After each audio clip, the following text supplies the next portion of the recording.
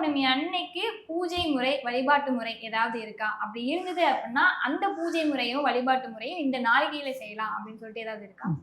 சித் அதே ஒவ்வொரு பௌர்ணமிக்குமே நமக்கு சத்யநாராயண பூஜை பண்ணலாம்.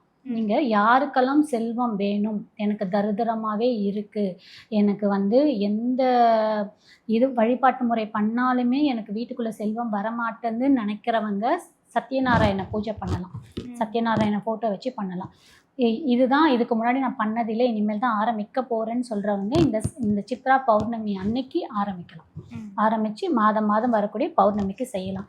இல்ல என்னால மாதம் மாதம் செய்ய முடியாது, நாங்க வேலைக்கு போறோம் அப்படின்றவங்க இந்த சித்ரா பௌர்ணமி அன்னைக்கு கொஞ்சம் பெருசா ஃபோட்டோ நல்லா தொடச்சி ஹால்ல வச்சுட்டு, உங்களால முடிஞ்ச ஒரு 5 நெய்வேத்தியம் இல்ல 9 நெய்வேத்தியம் பண்ணி வச்சு, நீங்க சித்ரா பௌர்ணமிக்கு சத்யநாராயண பூஜை பண்ணிட்டு, வரக்கூடிய வீட்டுக்கு யாரையாவது கூப்பிட்டு சாப்பாடு போட்டு அனுப்பி வைக்கலாம். இது ரொம்ப ஸ்பெஷல் இந்த சித்ரா பௌர்ணமிக்கு.